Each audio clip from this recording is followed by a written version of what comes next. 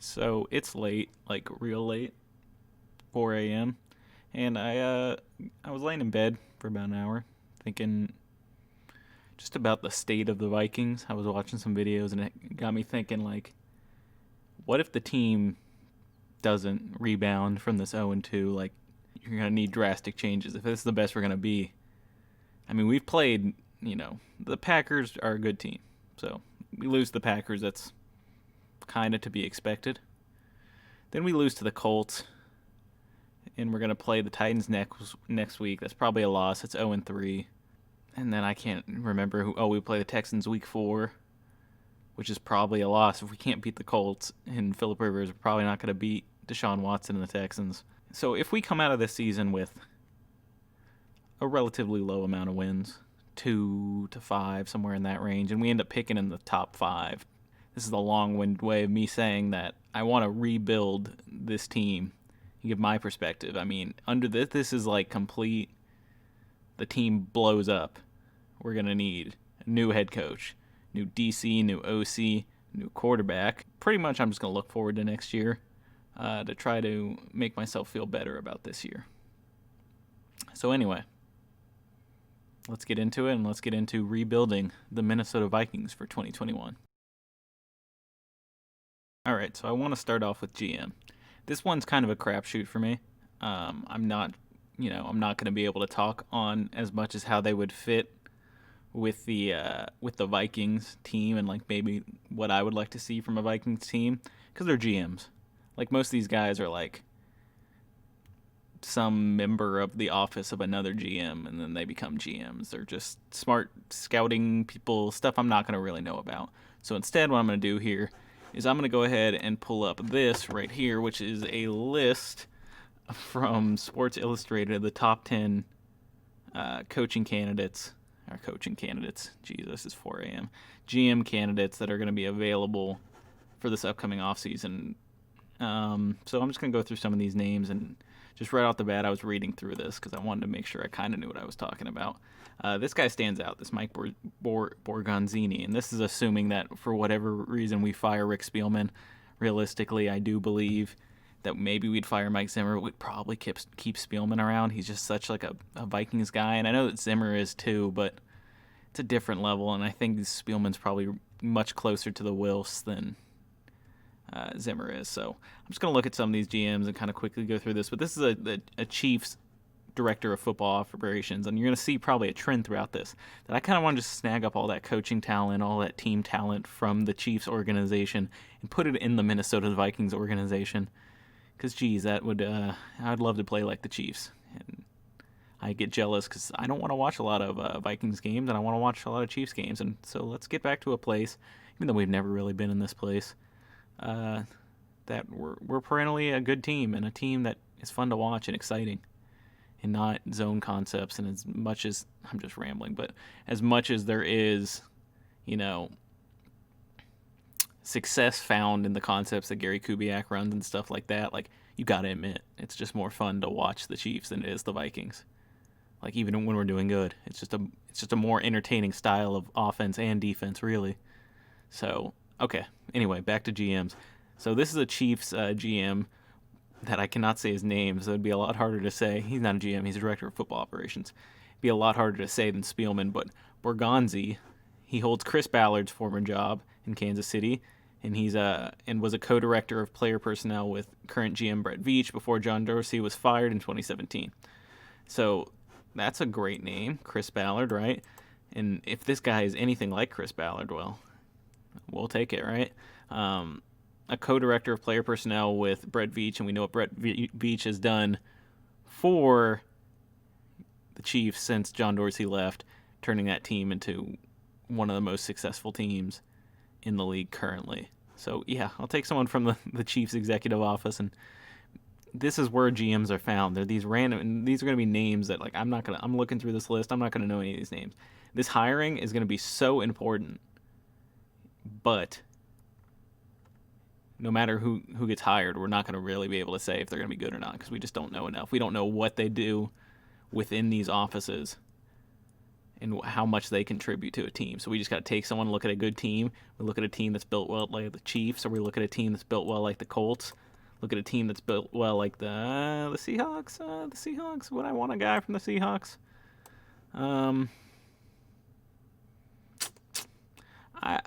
They do like, yeah, the Jamal Adams trade was great, but sometimes you feel like they don't put enough talent around Russell Wilson. Like that team often wins, especially in the last few years. And I know this year it's looking a little bit different. It looks like this could be a real thing, but often they succeed beyond expectations, even though now the expectation is they'll succeed even with.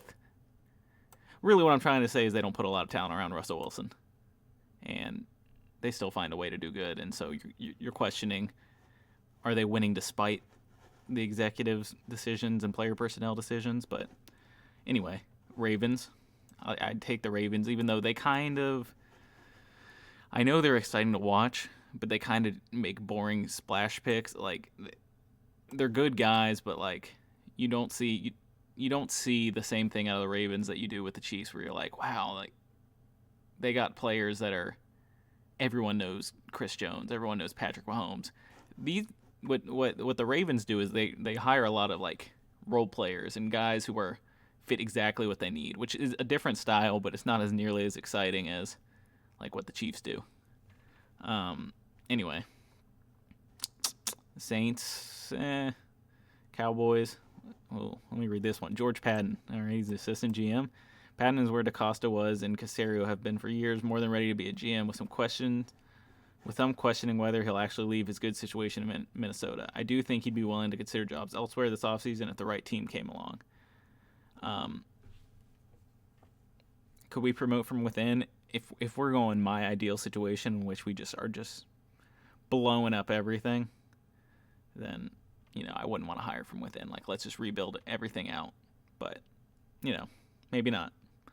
And then the 49ers, I think they're good. I would take someone from the 49ers executive office. Okay, that's my spiel. I'm going with this first guy because I like Chiefs. I like the Chiefs brand of football right now, and I like what they're doing. I want as many Chiefs executives and coaches and stuff on my team as possible, and that's going to be kind of the theme here, I think. I haven't really looked too far into it yet, but we'll get there when we get there. But yeah, that's my executive spiel. So hopefully we get Mike Bergonzi as our GM in my ideal world. All right, let's move on to the next part. So with the GM job and with a GM hire comes a head coaching search. So now we have to choose our head coach for this new Minnesota Vikings team going forward. And it's interesting. Now, my ad blocker didn't work on this website, and it's NBC or CBS. I honestly can't remember which one the I is. But my ad blocker didn't work on here, so you're going to have to deal with seeing some like banner ads and shit probably. Let's see. Yep, you get a nice little Uber Eats thing and a Jack in the Box thing here. All right, so we're going to look at some of these honorable mentions first and who they think are the top 10 options. Now, I think this is from last year, so Kevin Stefanski's going to be here, but like we can ignore that. We know who is a head coach right now and who isn't. So let's look at these honorable mentions. Wink Martindale. I really, I've had a few years of a defensive coach. I don't want a defensive coach. I want an offensive coach. That's just where 2020 football is right now. So you need to have an offensive mastermind. And so a guy like Wink Martindale isn't my choice. Neither is Mike Pettin. Neither is really anyone who's got a head coaching job, especially Leslie Frazier. Let's just ignore that one. But anyone who's kind of had a head coaching job before, I think the move right now and what's being so successful, other than Andy Reid, and even though I'm, loving the Chiefs right now, even though Andy Reid was that, he was a coach who already had experience, who then got hired and turned that team around. I think the hotness in the NFL right now, and something we should look into, is hiring that unproven, a guy who's been in a coaching staff and has been on a successful coaching staff, but sort of never had a head coaching gig, offensive mastermind, that kind of thing. So that takes us to the first candidate list here, which is Robert Saleh. Obviously a defensive guy, not really who I'm looking for, but an interesting choice. I do think he'd be interesting if we couldn't get one of the other candidates I want, if we have to go defensive, but I think you need to just get a young guy who's really an offensive mastermind. Don't get a guy who And I don't mean to talk shit about the Packers, but kind of do. Like Matt LaFleur is doing good right now, right? But he's coming from you know a team that wasn't that great offensively and somehow got the job because of the new hotness. Let's actually get someone who has that mastermind kind of trait to them that was on a team that's being super productive. Greg Roman. It's interesting, but that means if you're going to do this, that means you're going to run the Ravens offense, which like not every team can run the Ravens offense, and we'd have to really suit our team for that, which is possible, and it'd be super interesting. But like maybe we're too late. I know teams adopt, because the Ravens offense is what it is. People are trying to get that mobile. This is really what's starting. Of course, there was already a wave of mobile quarterbacks. Russell Wilson's been the one, but this is really starting. Like, hey, even the teams that were kind of stuck in their ways, like the Patriots, are saying, hey, that's when Bill Belichick starts adopting ideologies like run the quarterback a lot and like design run plays for your quarterback. That's when you know that it's something that's going on. Everyone wants it in the league, so it might be too late to go get a guy like Greg Roman, and then we're going to be behind the curve. All right.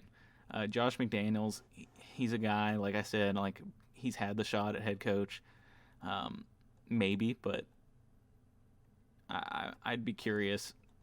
I want something different than a guy who's had his shot, who's been around forever. I want something new, and I want something that hasn't been tried. Now, Matt Rule's already been hired, so we don't need to talk about that one. Lincoln Riley was a name that came up, and this is an interesting one. You're talking young offensive mind guru type, and he can fall under that. If you want to hire Lincoln Riley, I'd say go for it. But again, this is my rebuild, and I'm really leaning towards what I'm looking for is a quarterback offensive guru, an NFL offensive guru, and a quarterback offensive guru who's helped a team become one of the best offenses in the league, but isn't doing anything like Greg Roman where it's kind of a one set thing that you can easily, teams are going to adopt it. So that's why I was kind of against Greg Roman. Kevin Stefanski, obviously the Browns head coach at this point. Dave Taub is an assistant head coach and special teams coordinator for the Chiefs. I do love me some Chiefs, but I think, he'd be kind of like a Zimmer, right? He's an older guy who hasn't been a head coach yet. It'd be interesting, but if I'm going to take someone from the Chiefs, I'm going to take my first option, which I bet is going to be their first option here on this. Mike McCarthy already with the Cowboys. Matt Eberflus, I don't know this name. Defensive coordinator, though, so that kind of strikes him out. Now we're getting to the money. Now we're getting to the guy. This is my number one candidate, Eric Bieniemy. Right, the offensive coordinator for the Chiefs, and I love what the Chiefs are doing. I love their brand of football, and if we can get a guy, even if we can get 75% of what the Chiefs are doing on offense, I'm gonna feel good. And then it's gonna come down to, of course, a defensive coordinator, and we'll get to that. I didn't even know this actually. He was the Vikings running back coach from 2006 to 2010, so he had Adrian Peterson. I mean, there's a connection there. Maybe that's what he's been waiting for. And that's why he's not a head coach yet. I get, you want to stick around Patrick Mahomes because, like, he's going to win you a lot of chips, but you also want to be a head coach and win a lot of chips.